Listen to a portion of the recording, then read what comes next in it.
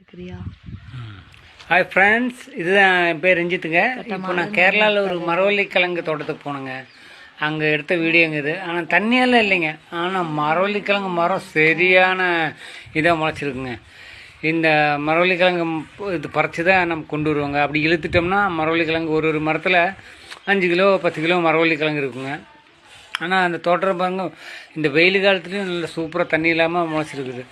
ஆனால் மழை வரும்போது அது சரியாக போயிடுங்க. இந்த வீடியோ உங்களுக்கு காட்டுறதுக்காக பிடிச்ச இந்த தோட்டத்துக்குள்ளே வந்தேன். தோட்டக்காரர் சொன்னார், என்ன வீடியோ பிடிச்சிட்டு இருக்கிறீங்களான்னு கேட்டார். ஆமாங்க, உங்கள் மரவள்ளிக்கிழங்கு பார்க்குறேன், எப்போ இது பிடிக்குதுன்னு கேட்டாங்க. அவர் சொன்னார், இன்னும் கொஞ்சம் மழை பெஞ்சுன்னா கொஞ்சம் மரவள்ளி கொஞ்சம் பெருசாகிடுச்சுன்னா பிடிங்கிடுங்க.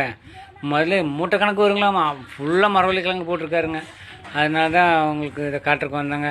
ஹாய், என்னோடய வீடியோ இன்னும் சின்ன இந்த மாதிரி அக்ரி காலேஜு சின்ன வீடியோலாம் உங்களுக்கு போட்டு காட்டுவாங்க.